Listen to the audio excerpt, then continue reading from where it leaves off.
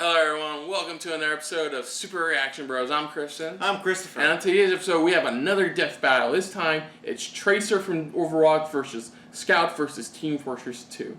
I don't know about either one. What about you? Well, pretty much I play Overwatch. I've been playing this past weekend for the free weekend, and I'm maybe buying the game. But all I know, pretty much, it's two very interesting games. I mean, in a way, I'm looking at it. For me, it's overall Overwatch against Team Fortress because they have both they all each have, in a way, they're kind of similar, not a lot, 100% similar, but kind of, where they have certain characters who have certain abilities or certain good things about them that help them, with their teammates and stuff like that. And that's what this game, that's what also Overwatch does as well. They have, the defensive, their offensive, all of them, the snipers, the healers, all of that. And this one, I think these two are like more of like the agent type, pretty much. Ones that can move quickly, they can move fast, and they can, take out their targets quickly. Mm-hmm. So it's gonna be interesting to take a look at this. I don't know too much deep information. I mean, I've been playing Overwatch, but I don't know too deep information on Tracer, Scout, and it's about the same. I just barely know anything because I know the game. I've heard of the game. Yeah. I've seen gameplay, but I don't know the backstory to a lot of these characters or even what things they can do. Yes. Yeah. The thing about Team Fortress 2's characters is, okay, this is going to be funny and slightly not safe for work. Okay, Overwatch is currently dominating the Rule 34 market, while Team Fortress 2 has always dominated the we're goofy and wacky characters, so we're going to amp that up factor, Gary's mod style. Yeah. So it's going to be an interesting match, to say the least. So let's. Do you have any picks? Tracer. I mean, Scout's not even a superhero. Doesn't have superpowers. As far as I know about Scout, Overwatch doesn't really deal with like superpowers, though. That's the thing. Well, no. What I'm saying is Tracer has that speed ability. She's fast. She's quick. Yeah, she's quick, but that's not like that's what you have to be. Correction. They don't none of them have like special powers or anything. It's just the way they move and things like that. That's it. There's special abilities that they can do. That's about it. But they don't have like superpowers or anything like that. Okay, you're right, but my point still stands because Scout is fast, has a baseball bat, and a shotgun. Well, let's see. Let's check this out for Tracer versus the Scout Death Battle. So let's check it out to see these two games. Which one's going to conquer the most? Who knows? We may get other characters against another character against each other. So let's find out.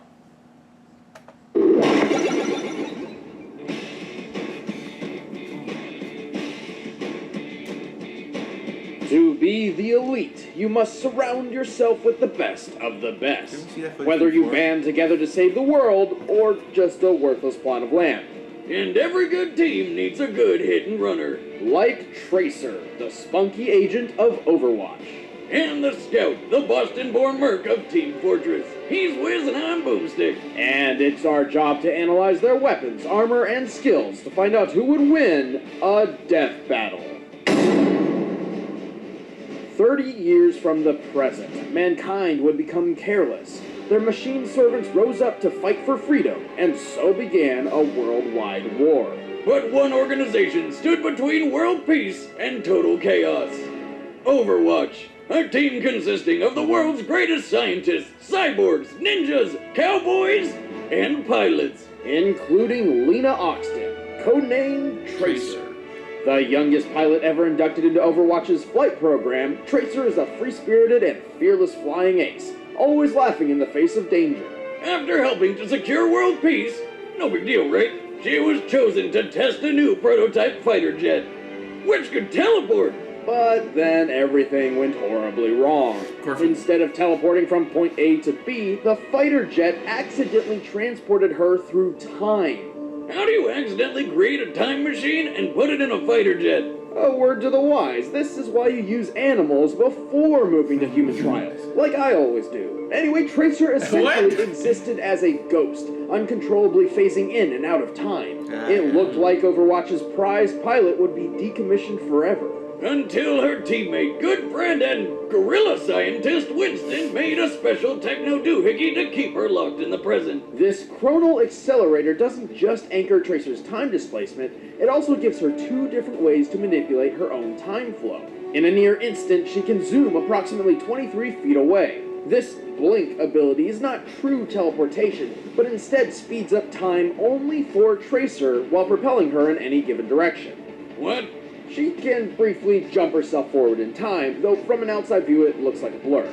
Got it. More than that, she can also reverse time for herself with the recall ability, which returns Tracer's health and spatial position back to where they were a few seconds before.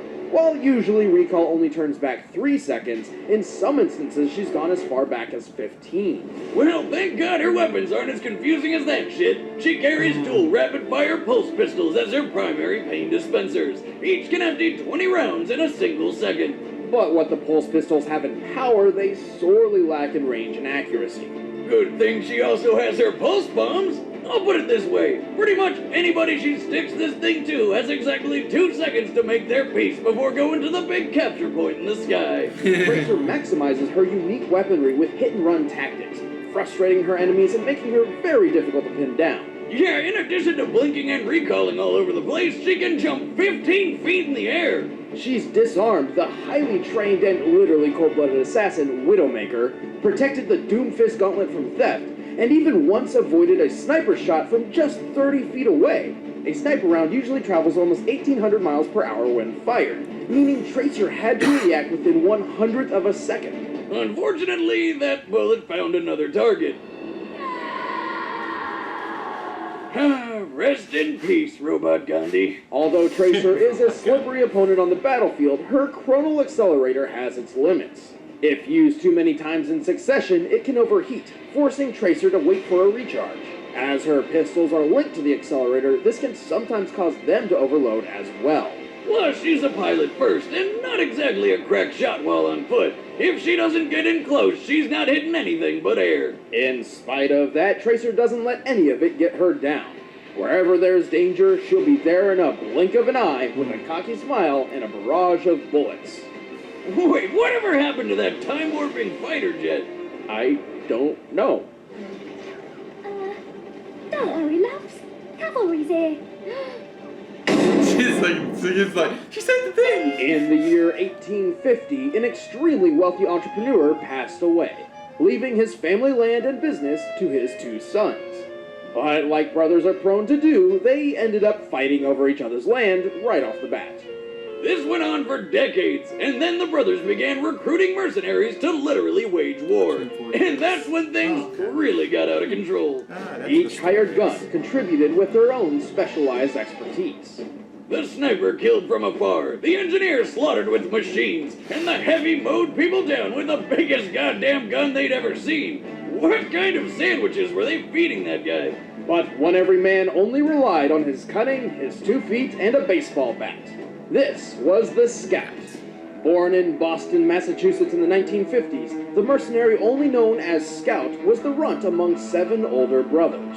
And all of them loved to wander the town looking for a good fight. Problem was, Scout's brothers were so big and tough, the fights would be over before he could get the chance to throw his own punches. Desperate to fight alongside his siblings, Scout realized that what he lacked in strength, he could make up for in speed.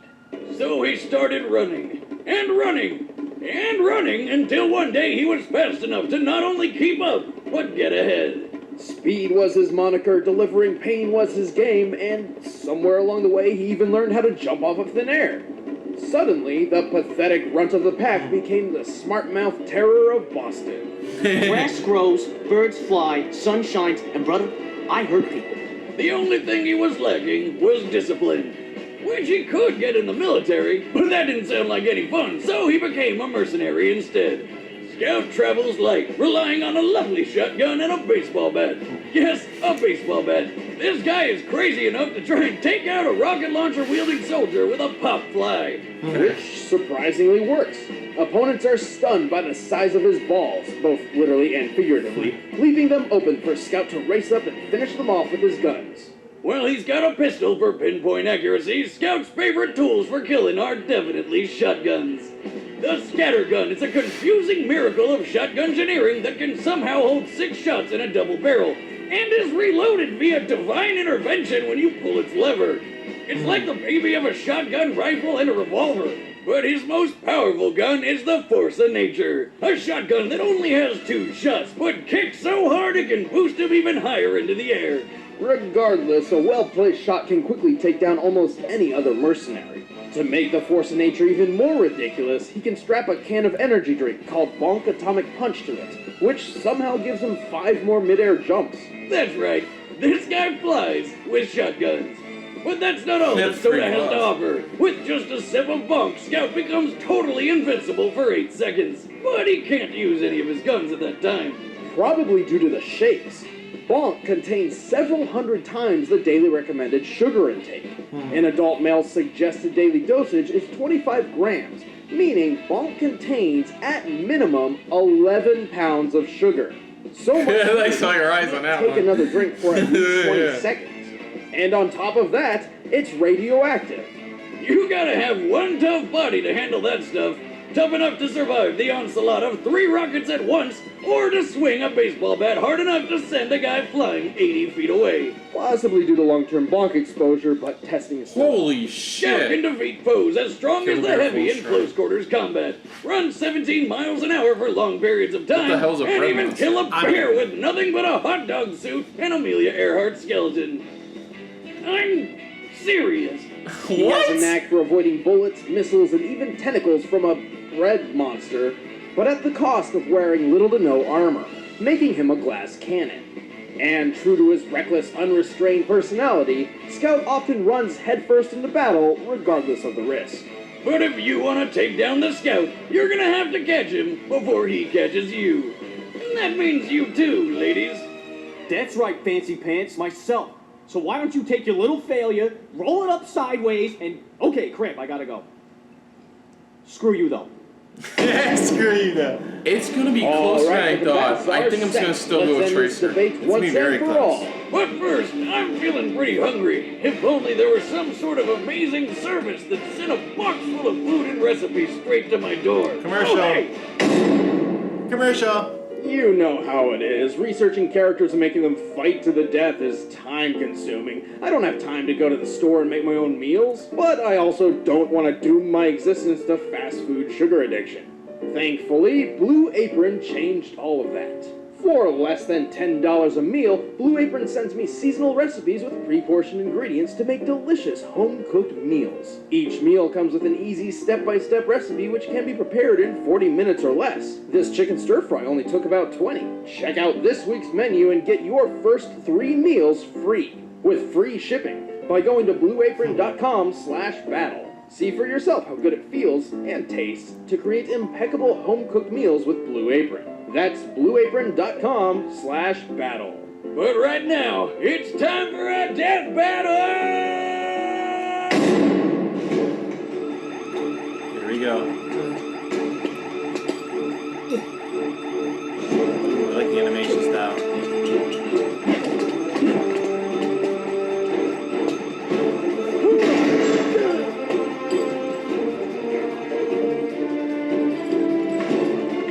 All right, asshole, you're toast. Whoa! Hey there, hot stuff. Hello. If I told you you had a great bod, would you hold it against me? That's nice. I was just leaving. Oh, sure thing. Come back anytime. Just put that briefcase back before you go. Thanks. Sorry, love. Overwatch needs this more than you. Here we go.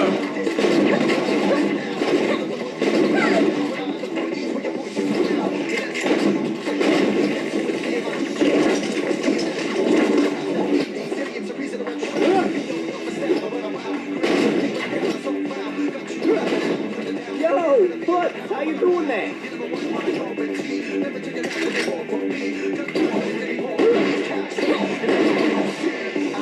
Bombs away. Oh, that's just great. That's better. His turn. Supposedly, this stuff will liquefy your esophagus after just one can, but, you know, it's also very handy when you feel like not getting blown up. That's not very fair. Listen, sweetheart. I never play fair. So, showed her rules, now it's for his turn. Is that all? Oh, it's building up Her special. her special. Oh, Ah, bollocks. And there's the plate. Yeah. It's out of the pie.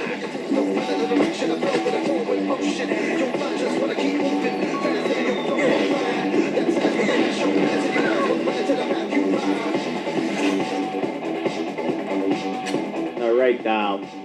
Fun's over. Not yet, mate. The cavalry's there. the cavalry's here. Remember, she's able to rewind, remember? At least 15 seconds. That's what saved her. Shit. What is her weapon? You'll see, you'll see.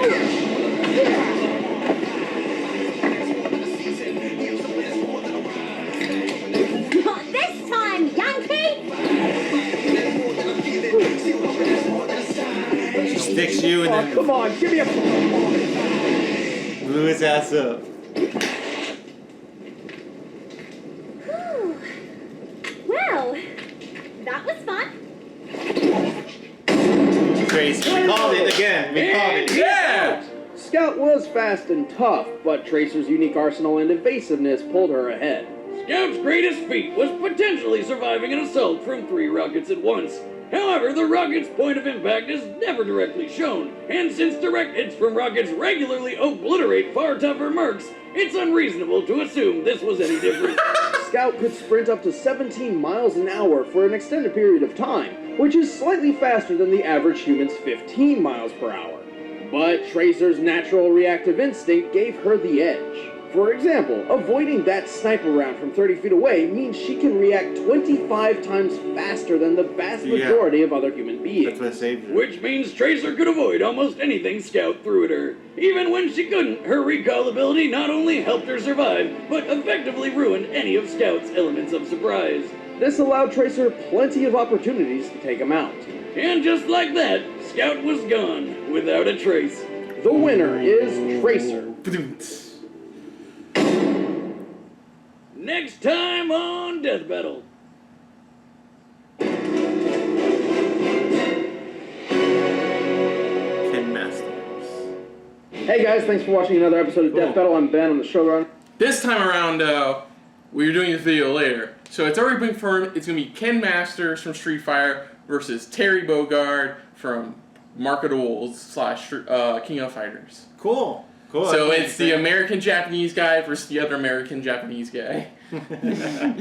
But this one is another one. So far, we've been on a kind of on a roll a little bit of getting it right. Yeah, I mean, it's not. It was simple. Like, despite what they showed about what Scout can do, that was impressive. But you still gotta look at Tracer's abilities. With the dealing with time travel a little bit, Yeah, that's she can run a full 15 seconds if she wanted to, or use her rewind ability, which was that her unique? Because I know everyone. No, that was one of her abilities. That the explosive was her special. Because if you notice in some of the gameplay, she throws it and then she bounces. The moment she puts it on you, she bounces off. She bounces back because it only lasts for about a few seconds. But in the end, though, she had the more unique abilities, and it's essentially it's with the time trial that saved her in the end. Yeah. But after all that, though, we're still looking at abilities overall, and she still had the key abilities to win the fight. Exactly. So, other than that, though, we enjoyed it. We can't wait for Ken Masters versus Terry Bogard. That's going to be epic as hell. Mm-hmm. So, but for now, though, if you like this video and like Death Battle, hit this like button below. If you want to talk to us about Death Battles or who you want to see next on Death Battles, let us know. And share this with the world. And then if you like us a little bit more than anybody else, hit the subscribe button. Want to see our past videos we've done recently? Click down below, check it out. Want to see our last video we did for Death Battle? Click down below, check out our reaction there as well. That's another one we kind of called it already as well. But just click down below, check it out. Let's see what and see if you like any of our videos. Today's episode question is simple. Just do you think the right winner was chosen for Death Battle today? Let us know. Yeah, if you're a Team Fortress fan, then bring up, what could have changed, how different the battle could have gone. I mean, you gotta realize there's a lot of Team Fortress fans and a lot of now Overwatch fans. So, comment below and let us know. I mean, if they were wrong, if we were wrong, then please comment. Let us know, please. Explain. But for now, I'm Kristen. I'm Christopher. And that's been a very interesting Death Battle on SRB. See ya! Later.